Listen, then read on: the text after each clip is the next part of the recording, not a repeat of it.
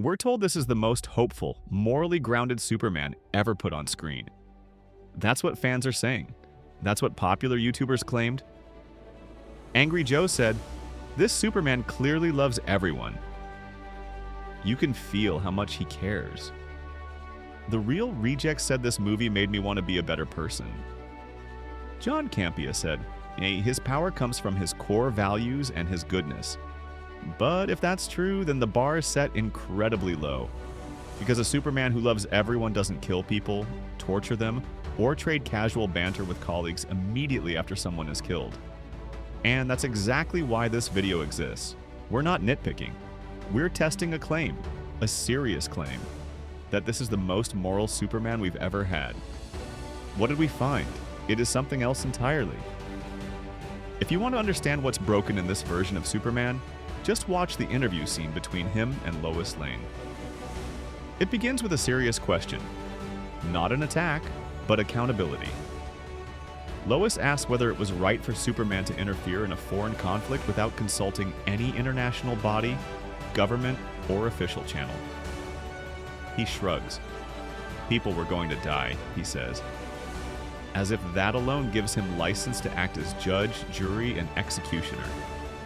And then he explains what he did. Superman flew across the desert, abducted the leader of one of the nations involved, and pinned him to a cactus to intimidate him. Lois is stunned. "So, you tortured him?" Superman laughs it off. "Nah, the spikes were only this big."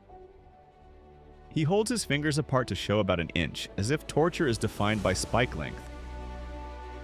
Let's pause there. Superman, the supposed symbol of hope, just admitted to using pain, fear, and humiliation to make a political point. That's not peacekeeping. That's coercion. That's torture. And he follows it up with a veiled threat. He tells Lois that he warned the president, if he ever acts again, Superman will come back. Lois presses him. "Come back and do what?" He says, "We'd have a more serious discussion." And she replies, "More serious than tearing up his back on a cactus?" Superman has just threatened to escalate from torture, as if pinning someone to a cactus was merely step one. That's not just reckless, that's insane. But here's the real moral gut punch. Lois points out that Superman didn't speak to a single official before entering that country. No clearance, no diplomacy, no accountability. She tells him, "You could have just replaced one tyrant with another." And when she asks, "Who were you representing?" he says plainly, "No one. Just myself. Doing good." That's the moment everything breaks. Because if Superman isn't representing a government, a people, or a higher law, if he's just acting on his own sense of good, then who holds him accountable? What if his idea of good is flawed? What if the man with world-breaking power isn't morally sound? And based on what we've just seen, he isn't. This isn't Superman doing what's right. This is Superman doing what he wants and believing that's enough. That's not heroism. That's authoritarianism dressed up in a cape. There's always a way, except when there isn't. There's a moment in this film that should have defined who Superman is. He's trapped, restrained, held in place by kryptonite. The man holding it, Metamorpho tells him, there's no other way. And Superman looks him in the eye and says something that sounds like classic Superman. There's always a way. But it's what happens next that makes that line feel like a lie. Lex Luthor enters, dragging in a civilian, someone Superman knows. He tells Superman he's going to ask questions, and they're going to play Russian roulette. Gun, one bullet. The civilian's head. Lex begins. Who are you working with here on Earth? Superman answers, no one. Who raised you? Superman hesitates. I can't. Click. The gun goes off. The man dies. And just like that, Superman, the man who just declared there's always a way, stood by and did nothing. He could have given Lex the answer. Lied, bought time, found an escape, tried. But he didn't. He made a choice. and a man died because of it. And the worst part? The scene isn't about that death. The film brushes it aside so we can get to the real moment. Metamorpho is feeling bad and sets Superman free. So let's be clear. This wasn't Superman escaping under his own power. This wasn't a moral dilemma resolved with conviction. This was a lazy setup designed to make someone else feel sorry enough to free him. We've seen a version of this scene before. In Superman, the movie, 1978, Reeves' Superman is trapped in a pool with kryptonite around his neck. He pleads with Miss Teschmacher to help, and when she agrees, it's only after he promises to save her mother first. He hesitates, torn about Lois and Jimmy, but ultimately keeps his word. That Superman had integrity. And during this scene, as if it couldn't get worse, Superman is reintroduced to the foreign leader he once tortured. And what does he say? He smirks and says, "Oh, I remember him. I remember the smell of piss he left across the desert." Superman. Mocking a man for urinating himself out of fear. A fear Superman caused, and taking delight in it. This isn't the behavior of a hero. It's not even the behavior of a conflicted man. It's the behavior of someone who's lost all grip on what morality even means, and still thinks they're the good guy. Fist like a freight train, and no restraint. There's a moment during one of the many chaotic action scenes where Superman teams up with his dog Crypto to take down one of Lex Luthor's soldiers, referred to as a raptor in the film. Let's be clear, these are humans. Soldiers, yes, but flesh and blood men. No superpowers, no invulnerability, just gear and loyalty. In this scene, Crypto rips the man's mask off mid-flight, and Superman punches him directly in the face. Also, they're not on the ground. They're as high as skyscrapers, flying at speed. Superman throws one punch, and the man's teeth fly out. Not chipped, not bloodied. Completely dislodged, root and all. Do you know how much force it takes to do that?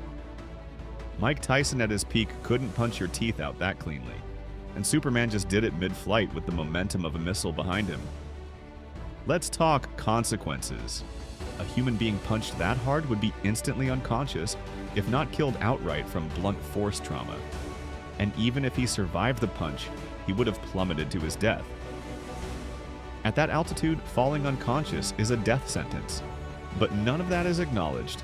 The scene plays for laughs. Superman smirks. The audience is supposed to cheer. It's treated like a cool team-up moment between man and dog, like a Marvel one-liner, not a public execution. And this isn't a slip. This is another example where the film tells us this is the most moral, hopeful Superman ever put on screen. But hope doesn't mean punching a man so hard his teeth leave his skull like shrapnel. Morality doesn't mean using lethal force on non-superpowered opponents. And restraint. Even if he did pull his punch, the fact that it knocked a man's teeth out root and all means he still hit him harder than a world champion heavyweight. That kind of force causes massive trauma. It's more than enough to knock someone out cold, or worse. The excuse that it's just a comic book movie doesn't hold here either because this film wants to be taken seriously. It's filled with death, swearing, torture, and high-concept geopolitics. A man gets shot in the head. The world is on the brink of war. The tone is not for children, so it doesn't get to have it both ways. You can't sell Superman as a pure moral icon and then show him delivering brain-shattering blows to mortal men like it's a playground scrap. That's not tone confusion. That's a complete ethical contradiction. Team-ups with killers and saying nothing when they kill. One of the most absurd contradictions in this film is the way Superman is framed as the moral compass, the man who values life, who doesn't kill unless he absolutely has to. It's said multiple times, even Superman himself insists, we don't kill, unless we have to. But what happens when he surrounds himself with people who don't care at all? He stays quiet, he shrugs. He lets it happen. Let's talk about the Justice Gang, Superman's heroic inner circle. These are people who openly admit they don't share his moral code. They kill. Regularly, proudly, often without remorse. In one scene, they execute a monstrous alien, and Superman protests. Not aggressively, not with conviction. Just a murmur. Maybe we could have euthanized it more humanely. Or studied it. To which Guy Gardner literally rolls his eyes and says, "Come on, man.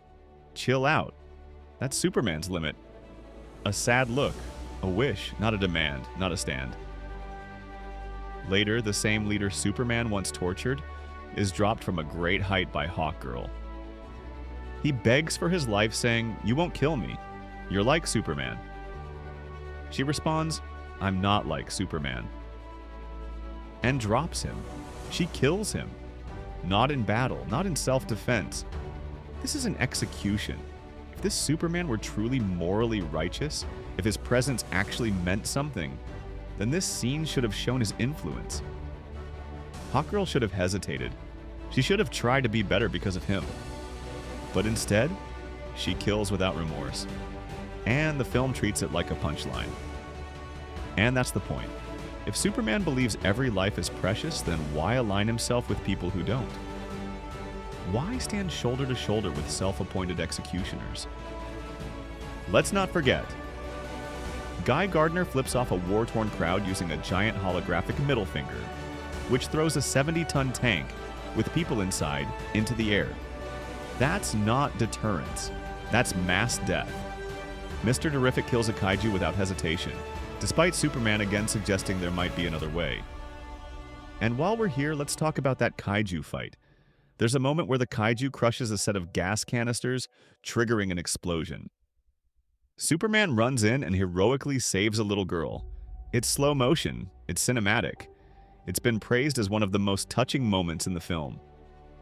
But here's the thing. The other gas canisters? He doesn't stop them. They launch through the air, smash through the window of an ice cream parlor, and visibly hit a man who is very likely killed on impact.